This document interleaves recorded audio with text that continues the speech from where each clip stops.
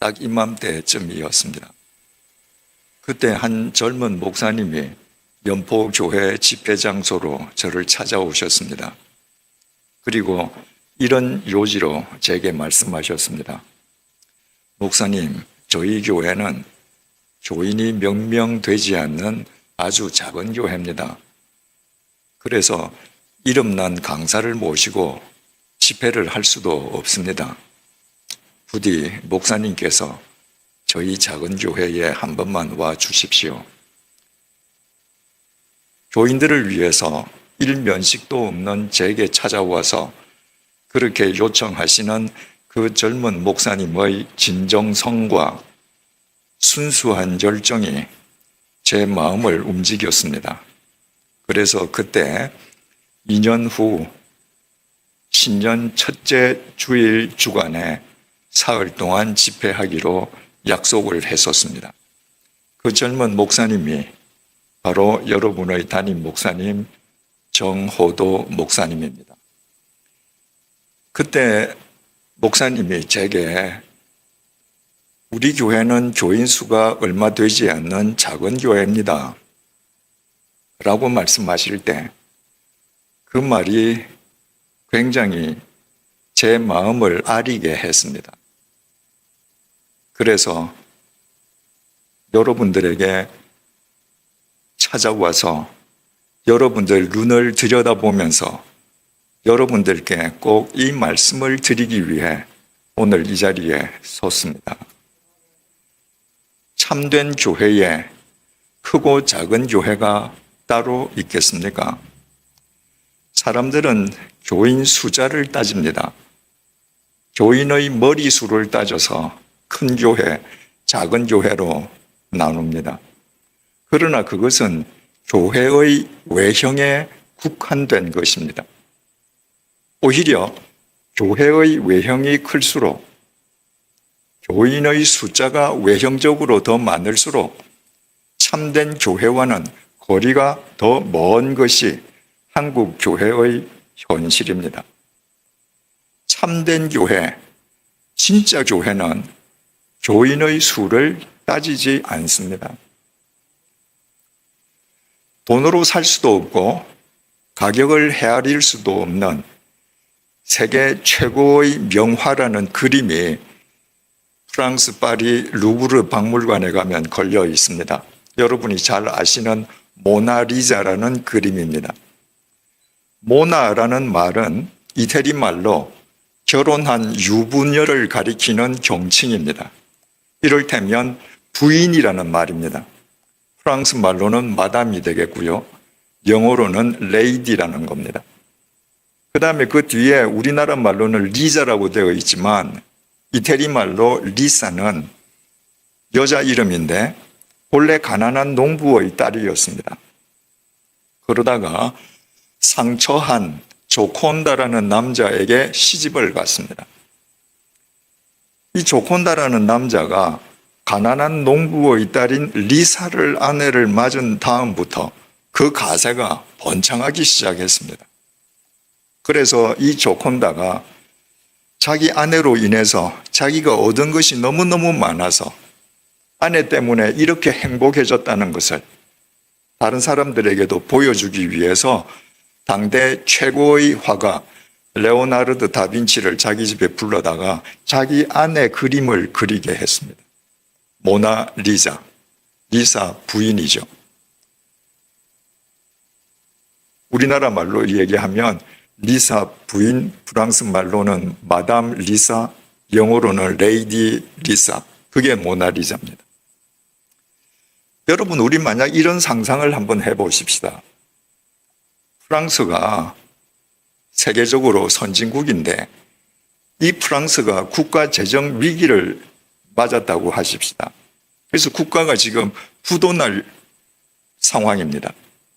그때 미국이나 독일이나 영국이나 국고가 많이 쌓여 있는 나라가 프랑스 그 국가 빚 우리가 다 갚아줄게.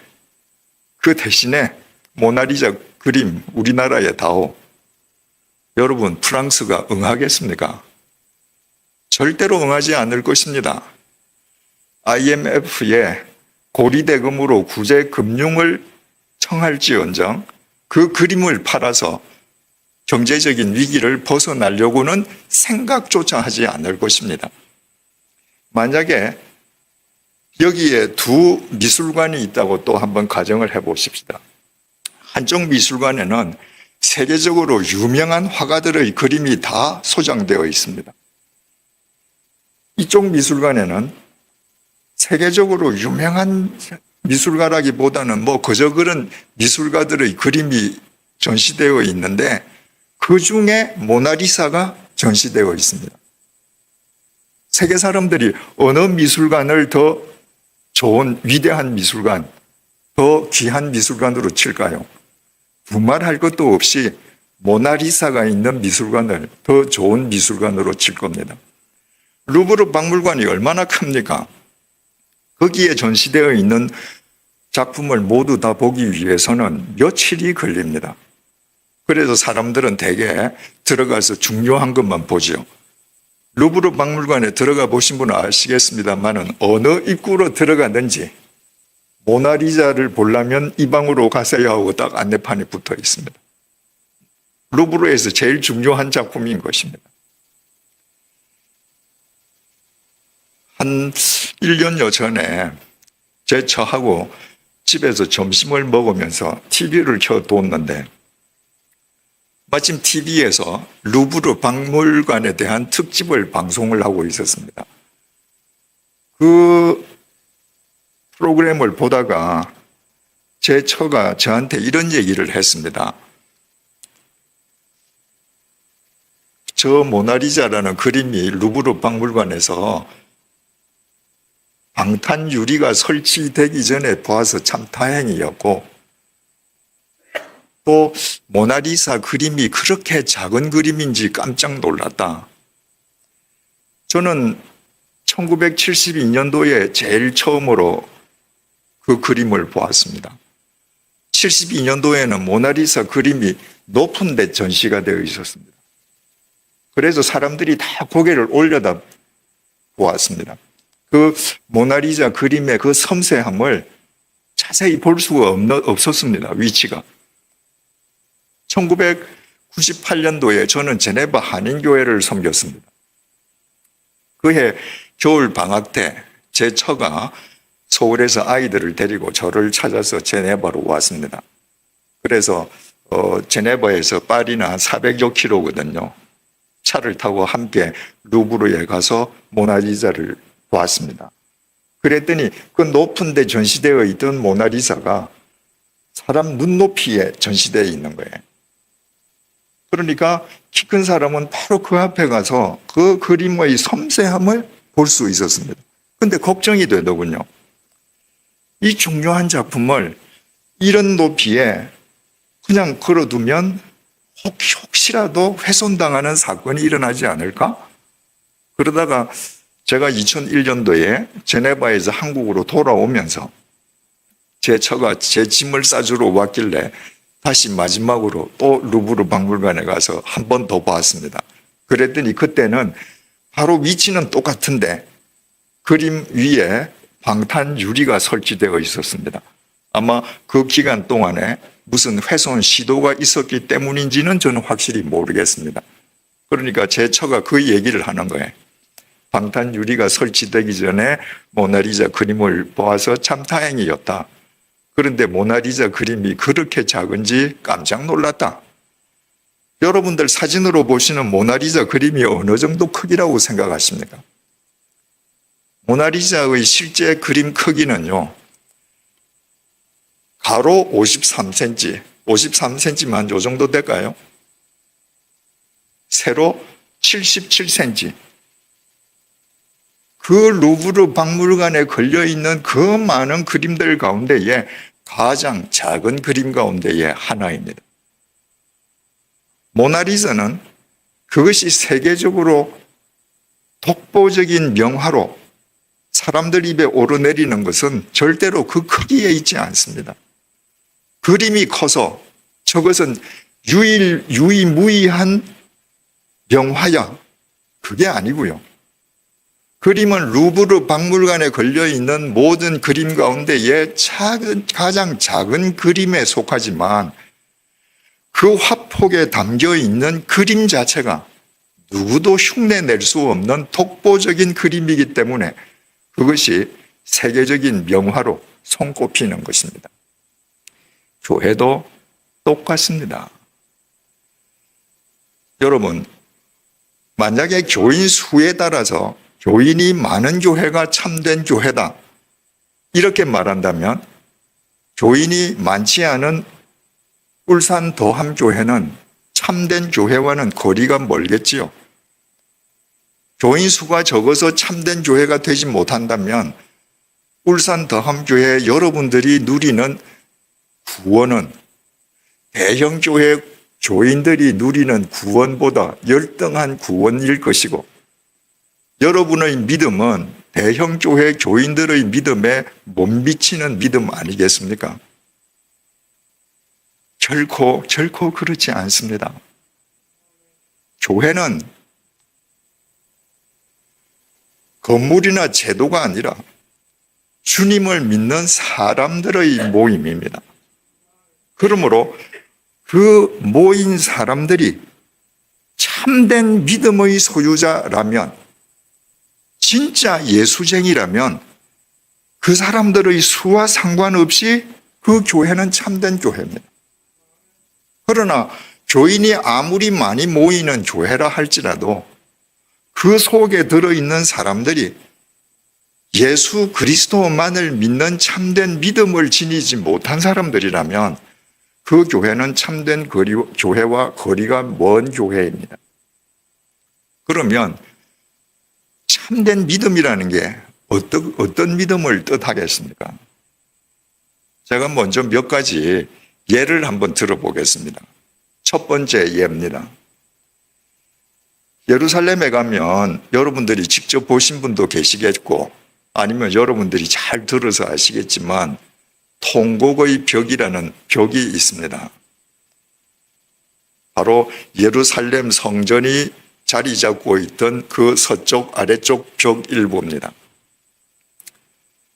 옛날 유대인들은 사람이 손으로 돌로 만든 그 예루살렘 성전을 하나님처럼 여겼습니다. 그 성전 자체가 하나님인 거예요. 신성시한 겁니다. 예수님의 제자들 역시 유대인들 아닙니까? 그러니까 예수님의 제자들도 예루살렘 성전은 신성한 거야. 다 그렇게 생각하는 사람들이었습니다. 어느 날 이 제자들이 예수님과 함께 예루살렘에 올라갔다가 예루살렘 성전을 봅니다. 그 갈릴리의 촌사람들이 그 하나님과 동일시되는 그 웅장한 성전을 보고 깜짝 놀라서 참 찬탄을 금치 못했습니다. 그때 예수님께서 마태복음 24장 2절을 통해서 이렇게 말씀하십니다. 대답하여 이르시되 너희가 이 모든 것을 보지 못하느냐? 내가 진실로 너희에게 이르노니 돌 하나도 돌 위에 남지 않고 다 무너뜨려지리라. 너희들 지금 사람이 손으로 지은 이거 하나님으로 여기지? 이거 신성하게 여기지? 아니야. 때가 되면 사람이 지은 이 돌집 이거 다 무너질 거야. 무너지는데 어떻게 무너지는가? 돌 위에 돌 하나도 남지 않고 초토화될 것이에요. 예수님의 그 말씀은 주후 70년에 로마 제국의 티투스 장군, 나중에 로마 황제가 된 장군입니다. 그 장군이 예루살렘을 침공함으로써 현실화되었습니다. 티투스 장군이 예루살렘 성전을 초토화시켰습니다. 돌 위에 돌 하나도 남지 않게 했습니다. 그러면서 서쪽에 있던 축대벽만 남겨뒀습니다. 일설에 의하면 대로마 제국에 대항하는 자나 집단은 이처럼 초토화될 것이야 라는 것을 보여주기 위해서 상징적으로 그 서쪽 축대만 남겨뒀다는 겁니다. 세월이 지나가면서 그 성전을 기억하던 유대인들은 그 서쪽 벽을 찾아가서 통곡했습니다. 성전이 없어진 데 대해서. 나라를 이룬 데 대해서, 그리고 하나님께서 이스라엘을 회복시켜 주실 것을 고대하면서 거기에서 울면서 기도했습니다. 그래서 통곡의 벽이라고 이름이 붙어졌습니다. 가보신 분들은 보셨겠습니다. 그 통곡의 벽에 가면요, 얼마나, 전 세계에서 얼마나 많은 사람들이 오는지, S자로 이렇게 계속 줄을 이어가면서 사람이 기다립니다. 그리고 내 차례가 돼서 이제 그 통곡의 벽 앞으로 가죠. 사람들은 조금이라도 더 벽 앞으로 가까이 가려고 그래요. 왜 그런지 아십니까? 그 벽에, 통곡의 벽에 큰 돌과 돌 사이의 틈은 하얗습니다. 전부 종이에요. 사람들 기도문입니다. 옛날 예루살렘 성전이 있던 그 서쪽 축대 벽에 가서 기도하면서 기도문을 거기다 꽂으면 하나님께서 더 잘 들어주신다고 믿는 거예요. 사람들이 전부 다 거기에 가서 기도문을 꽂으면서 하나님께서 응답해 주시리라고 믿고 하니까 사람들 키가 닿는 데는 더 이상 꽂을 수가 없잖아요. 사다리를 대여해 주는 사람이 있습니다. 사다리를 대여해서 그거 타고 올라가서 높은 데 꽂게 해주는 거예요. 통곡의 벽에 직접 찾아오지 못하는 사람들을 위해서 예전에는 팩스 대행업체가 있었습니다. 내가 팩스로 기도문을 보내면 이분이 그 팩스를 이렇게 말아서 통곡의 벽 사이에 가서 꽂아주는 거예요. 돈을 받고. 지금은 이메일 대행업체가 생겼습니다. 이메일 기도문을 보내면 그 사람이 그 기도문을 출력해서 꽂아주는 겁니다. 에베소에 가면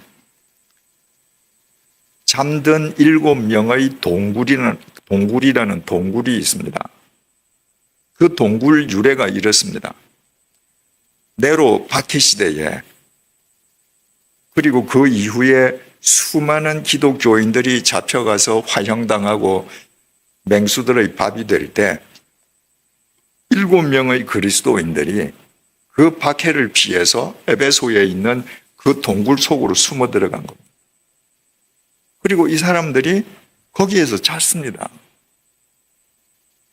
자고 일어나서 밖에 나오니까 수백 년이 지난 거예요.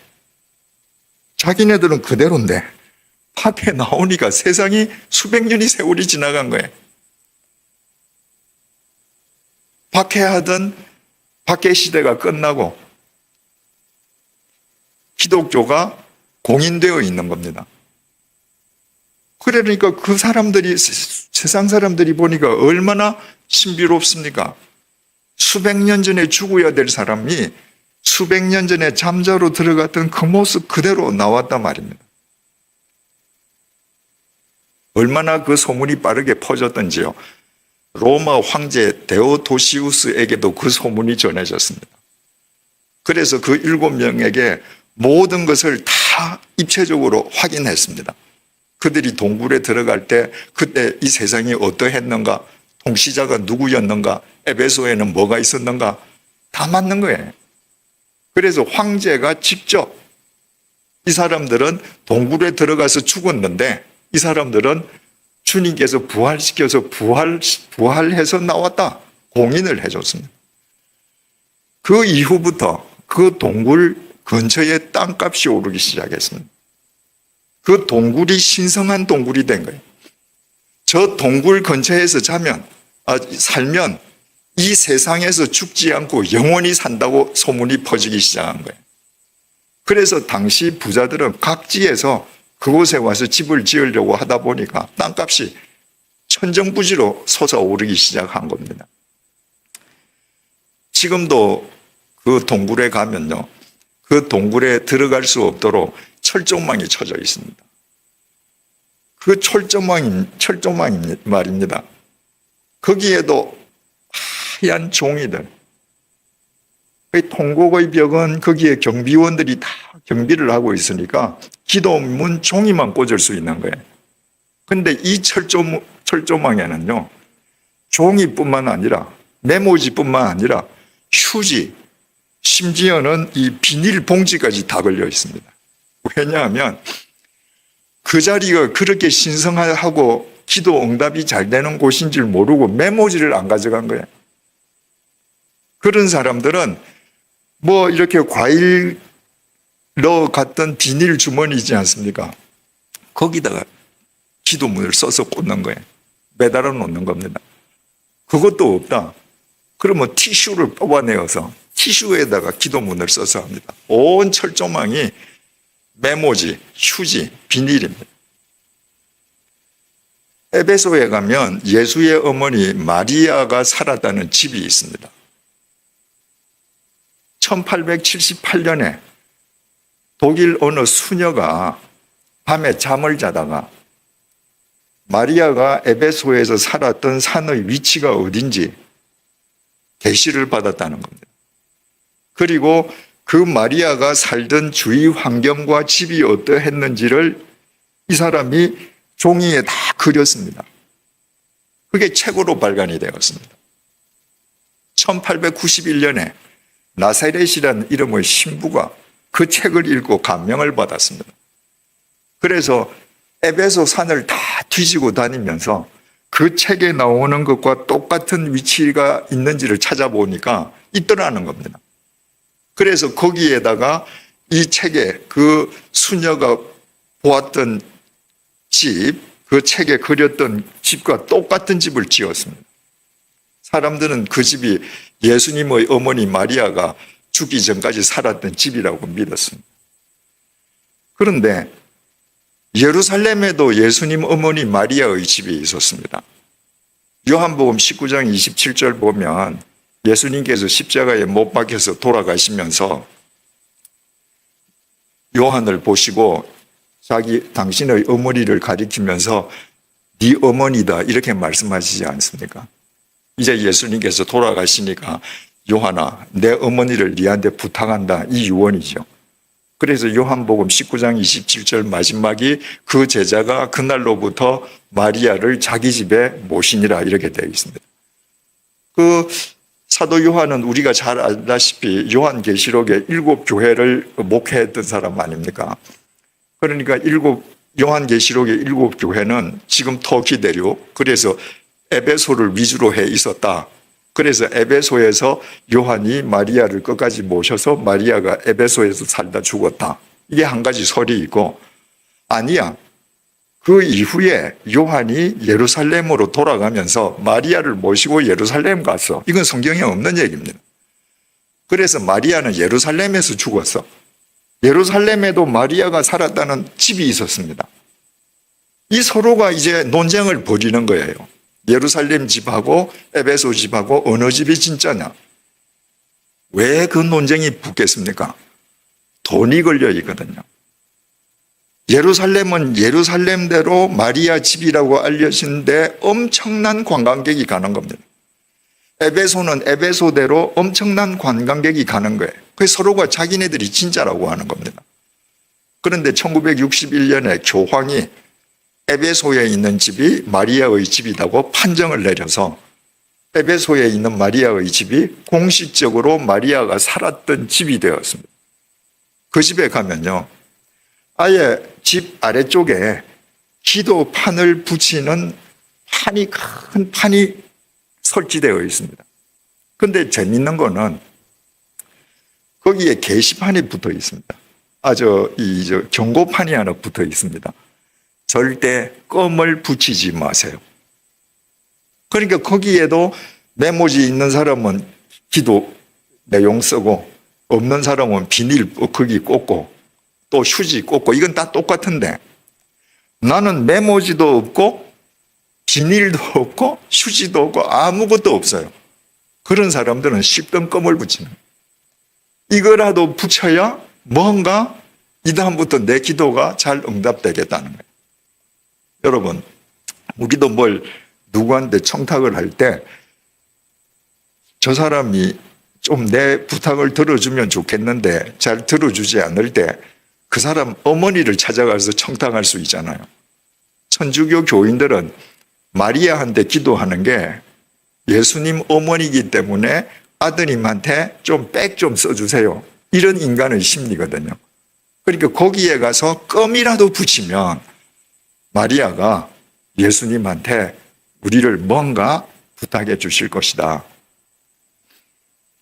여러분, 제가 지금 세 가지 예만 여러분들께 말씀드렸는데 이게 믿음입니까?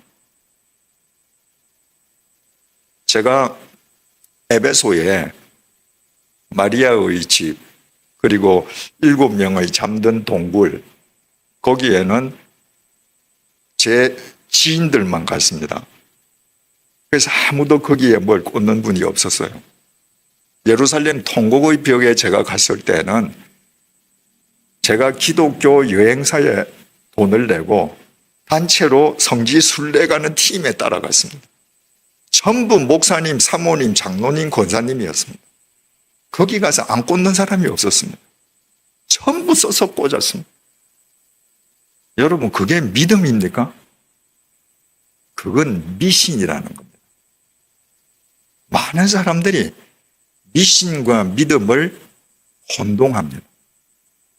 미신은요, 저기 가서 통곡의 벽 돌 사이에 기도문을 넣으면 하나님이 기도 잘 들어주신대. 그러면 가서 꽂는 거예요. 미신은 나한테 있는 재물이든지 나의 탤런트, 나의 무엇이든지로 하나님을 달래고 얼루어서 내 목적을 성취하는 겁니다. 그게 미신이에요. 참 믿음은 뭔가 하면 하나님은 내가 달래고 얼룰 수 있는 존재가 아니기 때문에 하나님 앞에서는 내가 그분에 의해서 다루어져야 하기 때문에 하나님 앞에서 내 것을 버리고 철저하게 하나님께서 나를 쓰시고 싶은 대로 쓰십시오라고 맡기는 것이 믿음인 것입니다. 여러분, 무당을 찾아가서 구슬하는 분 보세요. 요즘도 신문 이렇게 보면 무당을 찾아가서 사업 잘 된다 혹은 굿하면 아들 낳는다 그래서 굿했다. 그런데 그 굿비가 얼마입니까? 수천만 원입니다. 무당 찾아가서 굿하는 사람은 그리스도인들이 교회에서 하나님께 헌금하는 액수와 비교도 안 되게 많이 냅니다. 그들이 하는 목적이 뭐예요? 무당이 자기가 소유하고 있다는 그 귀신을 자기가 굿비를 내어서 그 귀신을 달래고 얼루어서 내가 목적으로 하는 바를 성취하고자 하는 게 답니다. 그게 미신이에요. 그걸 가리켜 참 믿음이라고 하지 않습니다. 그런데 오늘날 그리스도인들의 믿음이 그와 다를 바가 있습니까? 내가 교회 가서 봉사를 하든 하나님께 헌금을 하든 성경을 읽든 뭘 하든 내가 하나님 마음에 들게 해서 내가 원하는 거 이루어야지. 대부분의 그리스도인들이 이렇게 생각하고 있지 않습니까? 그건 믿음이 아닙니다. 미신과 참 믿음의 분기점은 자기 부인이에요. 미신은 자기 부인이 없이 자기 강화만 있습니다. 내 욕망, 내 바람, 내 꿈만 이루어지도록 강화하는 겁니다. 믿음은 나를 부인하는 것입니다. 온전히 하나님께서 내 삶 속에 주관하시고 운행하실 수 있도록 나를 철저하게 부인하는 것입니다.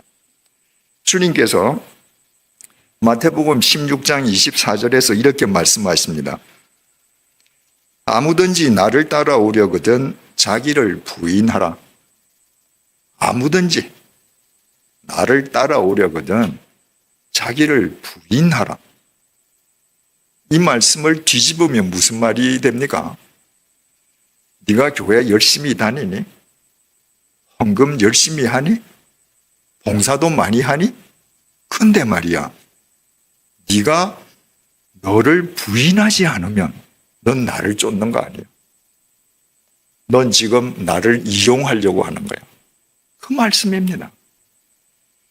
여러분, 마태복음 13장을 보면 씨 뿌리는 자의 비유가 나오지 않습니까?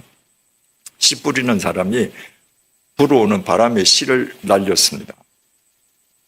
어떤 씨는 길가에 떨어져서 새들이 먹어버렸습니다.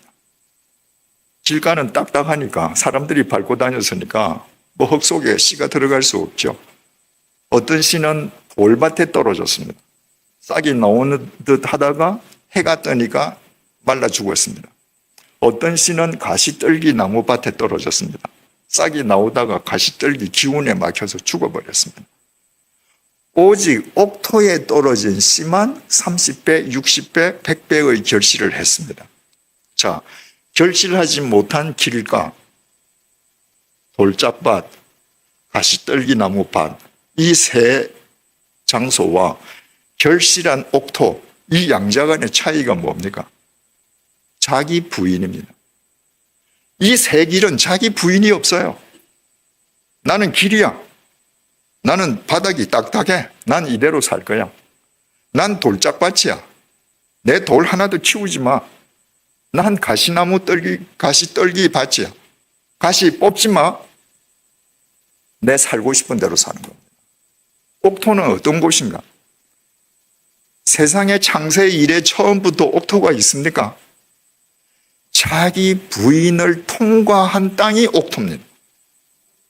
땅을 삽으로 뒤집어 엎습니다. 요즘은 장갑차로 뒤집어 엎죠. 거기에 있는 모든 돌들 다 추려냅니다. 그 속에 땅 깊이 나무 뿌리가 박혀 있다? 아무리 깊더라도 뽑아냅니다.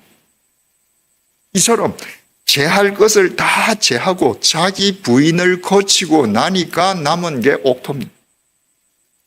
그 옥토만이 자연의 법칙을 따를 수 있습니다. 씨를 뿌리면 그 옥토가 씨를 먹어요. 그리고는 그 씨가 싹이 나고 열매가 맺는 자연의 법칙을 충실하게 이행합니다. 참된 교인도 자기 부인을 선행하는 사람입니다. 왜? 자기 부인을 행하는 사람만 하나님의 말씀에 순종할 수 있기 때문입니다. 하나님의 말씀에 순종한다는 것 자체가 자기를 부인하는 것입니다. 이건 서로 맞물려 있습니다. 자기를 부인하는 사람이 하나님 말씀에 순종할 수 있고, 하나님의 말씀에 순종한다는 것은 그 사람에게 자기 부인이 이미 선행되어 있기 때문입니다.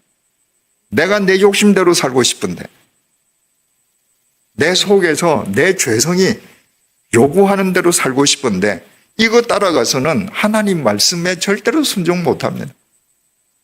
옥토가 갈아 뒤집어 엎어지듯이 그 죄성과 그 모든 내 욕망을 내가 전부 뒤집어 엎어서 내가 부인함으로써 하나님의 말씀에 순종하는, 하나님의 법칙을 쫓는 하나님의 자녀가 될 수 있는 것입니다.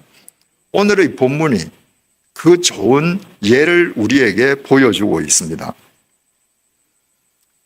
누가복음 1장 26절부터 38절입니다. 26절, 여섯째 달에, 이 여섯째 달은 언제인가? 바로 마리아의 친족 엘리사벳이 아이를 임신한 지 여섯째 되는 달입니다. 그 엘리사벳이 잉태했던 그 생명이 나중에 태어나서 세례 요한이 되었습니다. 그러니까 세례 요한과 예수님은 친척간이 되는 것이죠.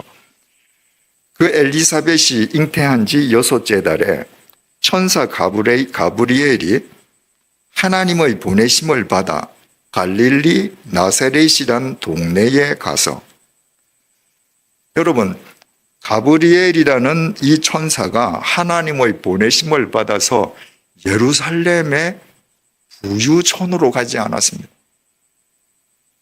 이스라엘 전체를 놓고 볼 때 저 변방 갈릴리는, 그 갈릴리 땅 전체가 다 빈민들이 사는 곳입니다. 그런데 그 갈릴리 중에서도 나사렛은 해발 375m의 산악지대입니다. 여러분, 제가 사는 거창군의 그 산 마을은 해발 560m인데 500년 전에 수원에서 살던 성씨라는 성씨성을 가지신 분이 그 마을에 와서 살면서 그 마을을 일군 것으로 전해지고 있습니다. 그분의 성이 성씨였다는 것 이외에 그분이 뭐한 사람인지 아무것도 몰라요. 여러분, 500년 전에 자동차 없습니다. 기차 없습니다. 그런데 수원에서 거창 그 산 해발 560m로 올라가서 거기에 아무것도 없는 그 산골짜기에 산다면 그분은 뭔가 곡절이 있는 분이죠. 평지에는 살 수 없는 분이었습니다. 그래서 그 산속에 산 겁니다. 갈릴리 평지에 사는 사람도 다 빈민이지만 그 빈민들 가운데에서 해발 375m 산악지대로 올라가서 2000년 전에 사는 사람들이면 이건 다 곡절을 가진 사람들입니다. 375m면 얼마나 높은지 아십니까? 제가 울산에 있는 산은 전혀 정보가 없기 때문에 서울 남산을 비유로 말씀드리자면 서울 남산이 서울 시내 한중간에 있는 제일 높은 산인데 그 높게 보이는 산 높이가 247m밖에 안 됩니다. 그러니까 이 나사렛은 375m입니다. 그러면 1.5m죠. 1.5배죠.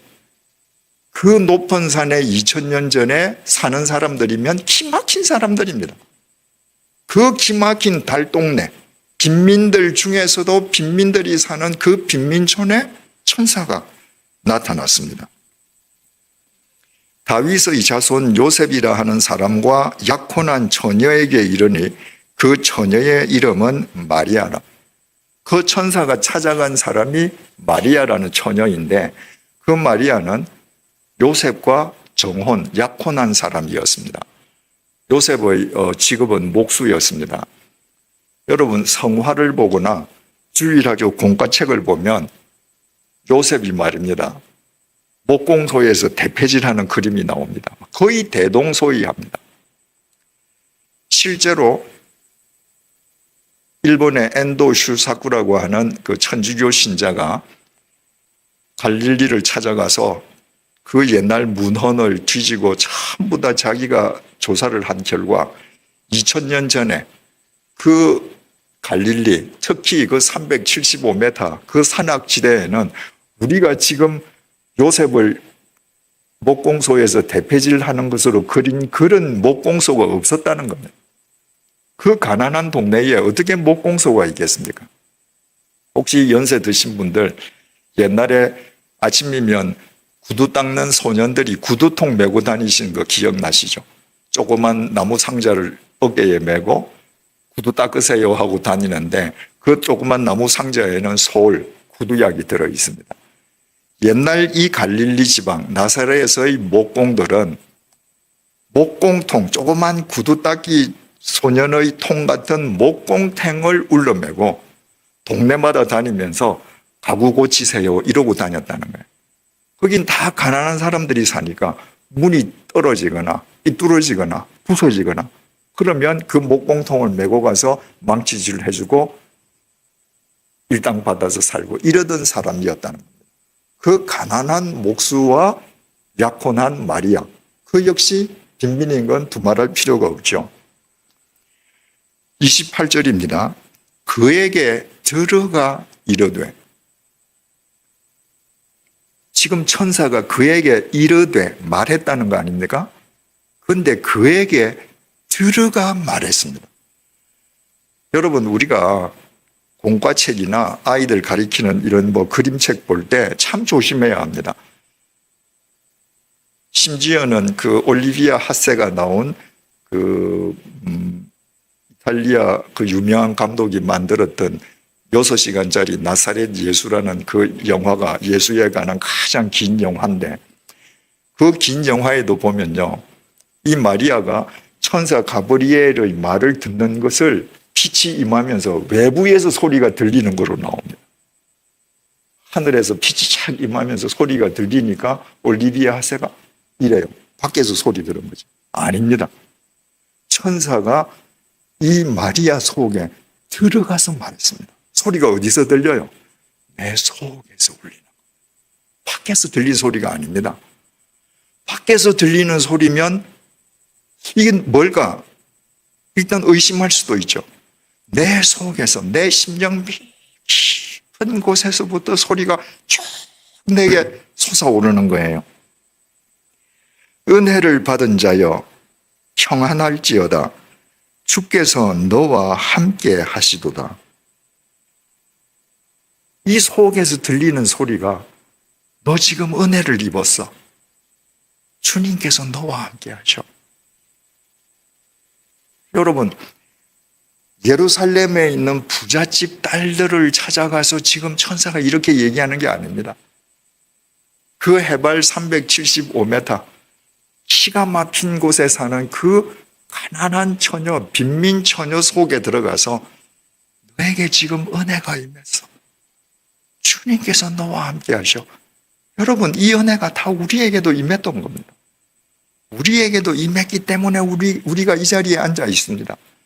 단지 마리아와 우리와 차이가 있을 수 있다면 은혜는 똑같은 은혜를 받았는데 그 은혜에 어떻게 응답하느냐의 차이가 있을 수 있는 것입니다. 29절입니다.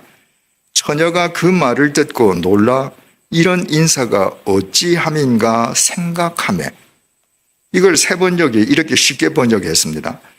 마리아는 그 말을 듣고 몹시 놀라 도대체 그 인사말이 무슨 뜻일까 하고 궁금히 여겼다. 여러분들도 그렇지 않겠습니까? 내가 지금 기도하는데, 아니 내가 지금 밥 먹는데 갑자기 내 속에서 음성이 쭉 올라오더니 제철아, 네가 은혜를 입었다. 주님께서 지금 너와 함께 하신다. 그러면 여러분 할렐루야 이러겠습니까? 이게 무슨 말이지? 이게 무슨 뜻이지? 그런 의구심을 품었었던 것입니다. 30절 천사가 이르되 마리아여 무서워하지 말라. 천사가 무서워하지 말라라고 말했다는 것은 마리아가 자기 속에서 울려 퍼지는 이 소리를 듣고 두려워했던 것이죠. 그러니까 마리아야 무서워하지 마라. 내가 하나님께 은혜를 입었느니라. 두 번을 얘기합니다. 네가 은혜를 입었다고. 우리에게 임한 바로 그 은혜입니다. 31절 보라 내가 잉태하여 아들을 낳으리니 그 이름을 예수라 하라. 지금 이 말을 듣는 마리아는 결혼한 유부녀가 아닙니다. 처녀입니다. 그런데 그 처녀한테 네가 아들 낳을 거야. 그 이름을 예수라 하거라. 이름까지 정해줬습니다. 히브리 말로 예수, 여호수아는 구원자라는 말입니다. 구원자, 네가 아들을 낳을 거야.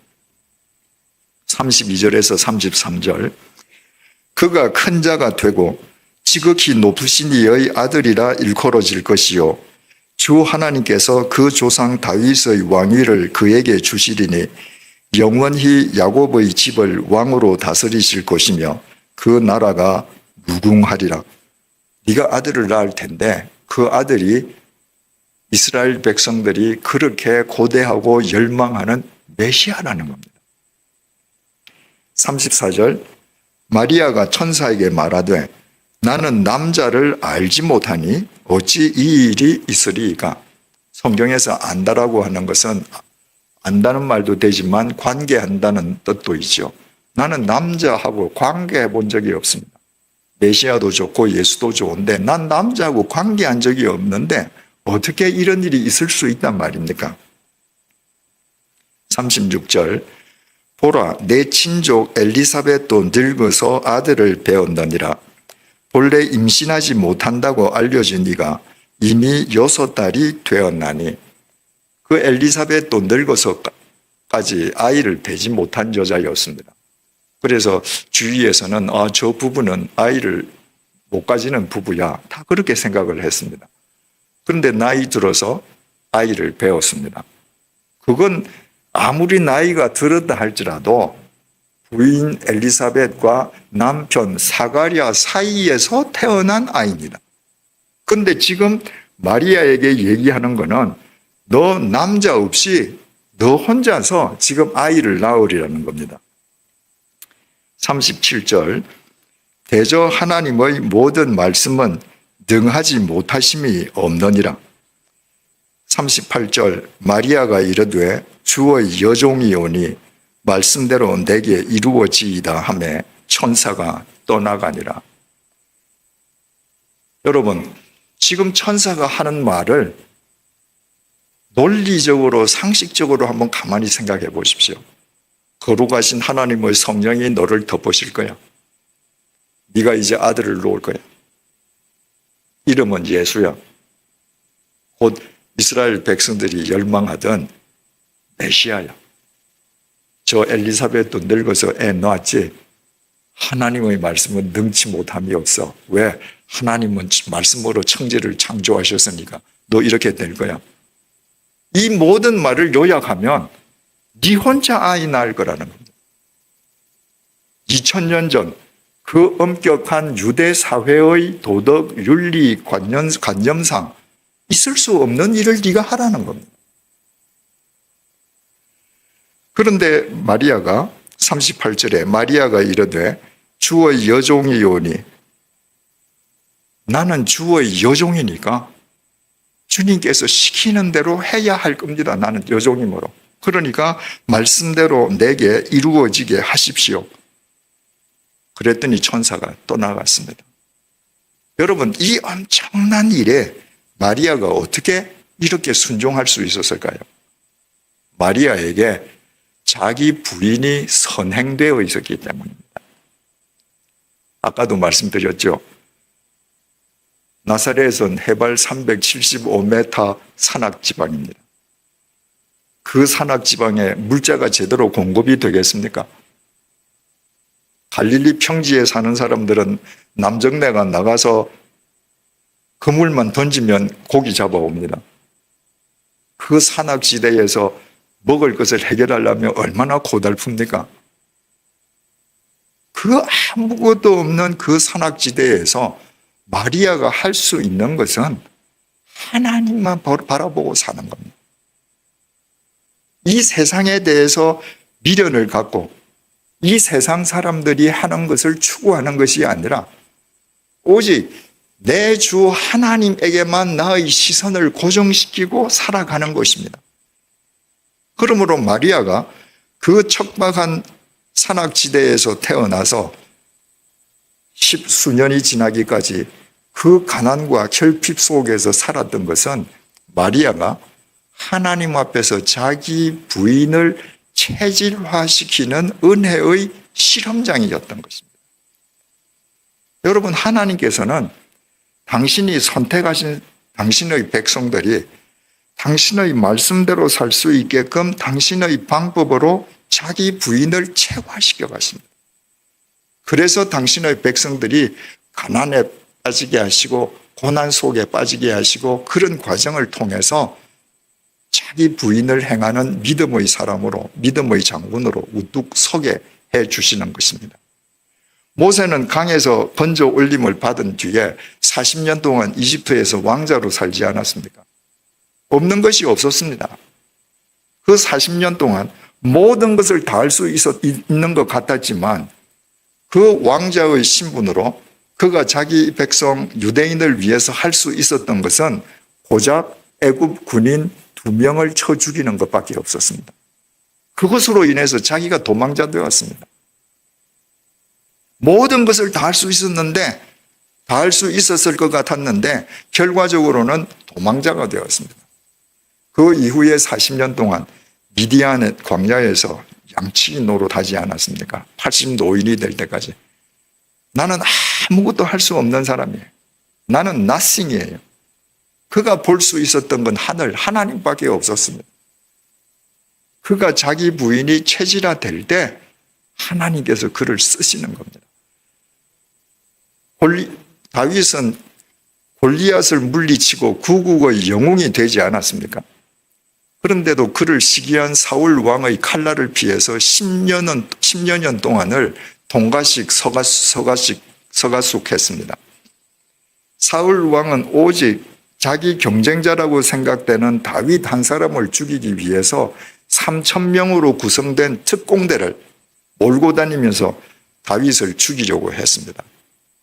그 10년을 다윗이 오로지 바라보고 도움을 구할 곳은 하나님밖에 없었습니다. 사울 왕을 죽일 수 있는 기회가 자기 바로 눈앞에 2번 있었습니다. 칼만 빼면 죽입니다. 죽이지 않았습니다. 세상의 모든 마음, 인간적인 마음 버리는 훈련을 했습니다. 그래서 다윗이 시편 23편, 우리가 그 잘 아는 시편 23편에서 1절에서 이렇게 이야기합니다. 여호와는 나의 목자시니 내게 부족함이 없으리로다. 여러분, 이것은 다윗이 임금이 되어서 한 시가 아닙니다. 다윗이 태어날 때부터 왕자로 태어나서 부족함이 없이 살고 왕으로 죽으면서 여호와가 나의 목자 되셔서 내가 이 세상에서 부족함이 없이 살았습니다. 그 말이 아닙니다. 다윗은 부족함 투성이었습니다. 그런데 내가 이 세상에서 부족한 것 투성이이므로 내가 여호와만을 갈망함으로 부족함이 없는 여호와의 은혜를 누린다는 것입니다. 2절 3절입니다. 그가 나를 푸른 풀밭에 누이시며 쉴만한 물가로 인도하시는도다. 내 영혼을 소생시키시고 자기 이름을 위하여 의의 길로 인도하시는도다. 다윗이 온갖 고난을 다 당하고 심지어는 아들이 죽이겠다고 쿠데타를 일으키는 그 참담한 경우도 당했지만 그 모든 경우를 통해서 하나님께서는 다윗의 영혼을 소생시켜 주시고 다윗이 더욱 의의 길로 가도록 인도해 주시는 것입니다. 자기 부인의 길을 갈 수 있도록 하나님께서 그렇게 다윗을 세워 가신 것입니다. 그 결과 4절에서 내가 사망의 음침한 골짜기로 다닐지라도 해를 두려워하지 않을 것은 주께서 나와 함께 하심이라. 주의 지팡이와 막대기가 나를 안위하시나이다. 여러분, 이런 구절을 보면 우리가 이런 질문할 수 있지 않습니까?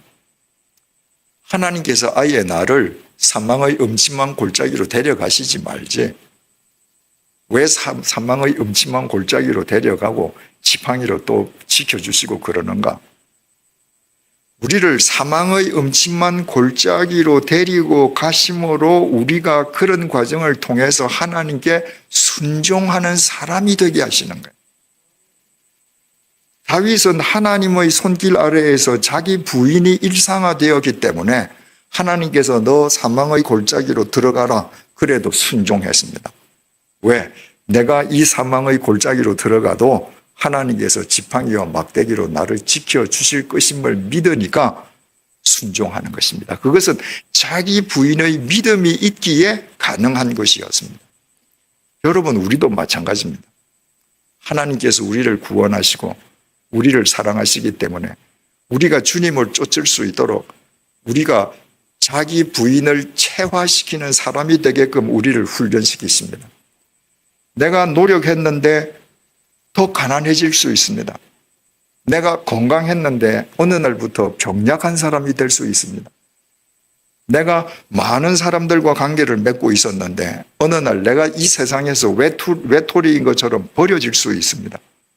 그런 과정을 통해서 우리는 하나님만 바라보면서 자기를 부인하는 믿음의 용장으로 세워져 가는 것입니다. 마리아가 그 척박한 땅에서 자기 부인을 통해서 순종하는 사람이 되었습니다. 그런데 우리는 이 마리아의 순종에 대해서 조금 더 깊이 생각해 볼 필요가 있습니다. 하나님의 말씀에 순종한다는 것은 내가 그 말씀에 순종함으로 인해서 주어지는 상황에 순종하는 것까지 포함한다는 것입니다. 우리는 다 하나님의 말씀에 순종한다고 이야기합니다. 그런데 내가 이제까지는 내 마음대로 돈을 벌면서 돈을 흥청망청 쓰다가 하나님의 말씀대로 의롭게 살면서 전보다 가난하게 되는 상황은 받아들이지 않습니다. 하나님 말씀대로 산다고 하면서 돈은 여전히 이제까지 벌던 상황 그대로 내가 벌어야지 복받은 사람이 되는 거예요. 마리아를 보십시오. 마리아야, 거룩한 하나님의 성령이 너를 덮으실 거야. 그래서 너 혼자 아이를 낳을 거야. 그 아이는 이름이 예수야. 메시아야. 하나님 말씀대로 되어지이다. 나는 주님의 요종이니까 주님 말씀대로 하세요. 순종했습니다. 그 순종은 무엇을 뜻하는 겁니까? 돌에 맞아 죽는 상황에 순종하는 겁니다. 유대인의 율법으로는 처녀가 아이를 베면 돌에 맞아 죽습니다. 마리아가 아이를 뱄는데 이거는 남자의 애가 아니에요. 하나님의 아이예요. 세상 사람 누가 믿습니까? 한 사람이라도 저 부정한 여자 돌로 쳐 죽여. 한 사람이라도 돌 던지면 군중심리로 돌에 맞아 죽는 겁니다. 그 상황에 순종한 겁니다. 맞아 죽어도 좋습니다.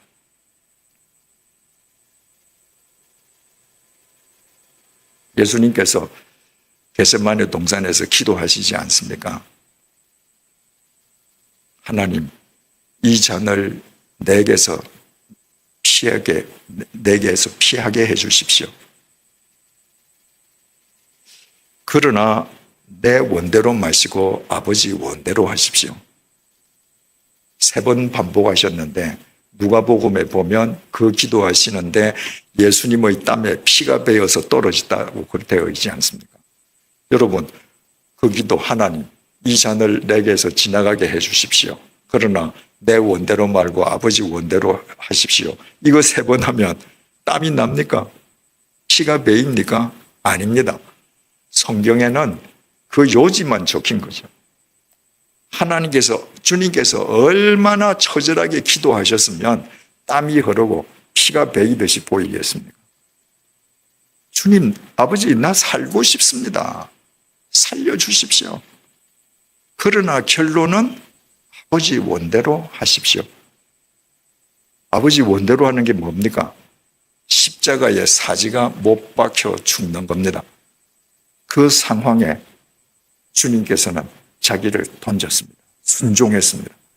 예수님은 기도로만 하나님 뜻에 순종한 것이 아니라 그 주님의 뜻에 순종함으로 인해서 주어지는 모든 상황을 감수했습니다. 예수님의 12 제자들 보십시오. 예수님의 12 제자들 가운데에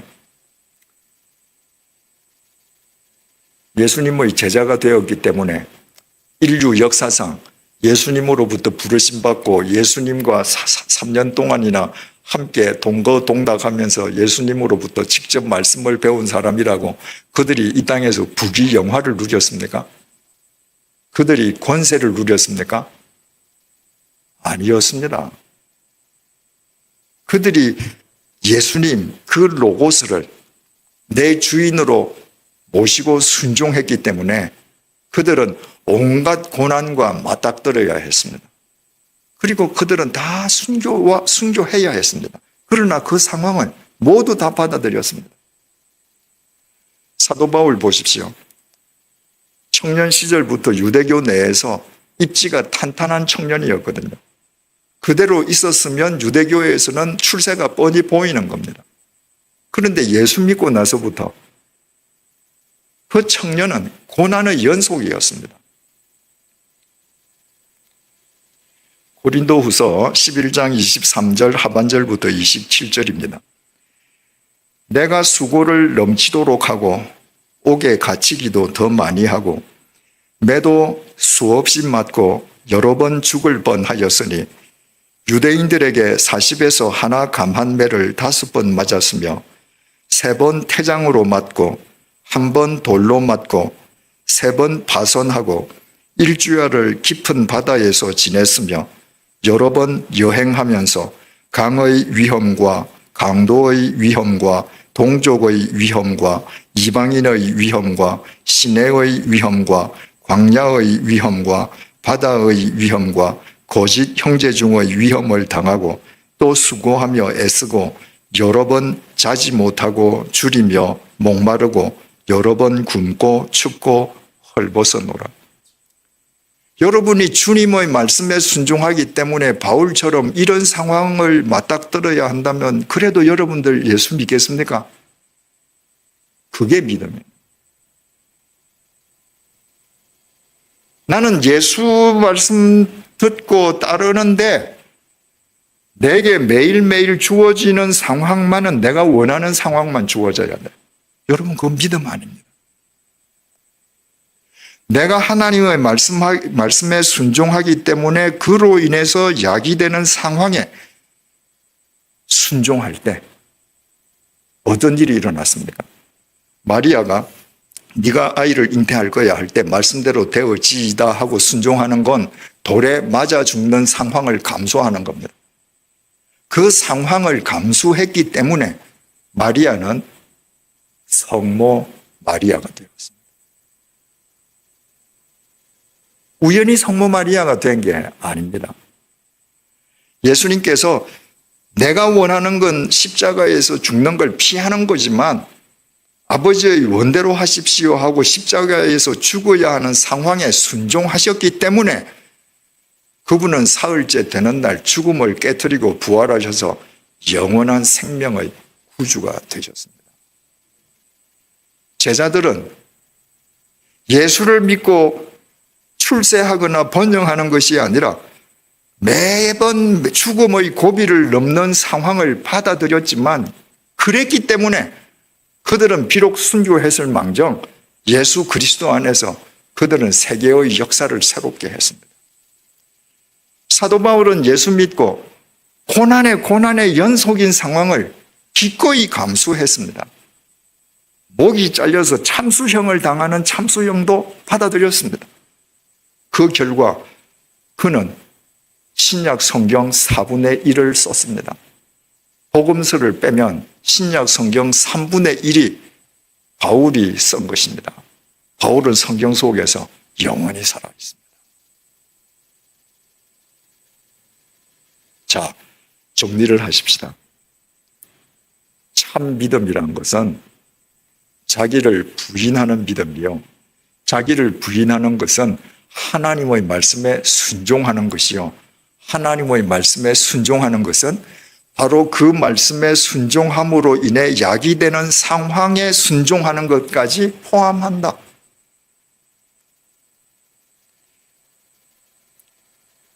이사야 26장 3절이 이렇게 증언합니다. 주께서 심지가 견고한 자를 평강하도록 지키시리니 이는 그가 주를 신뢰함이니이다.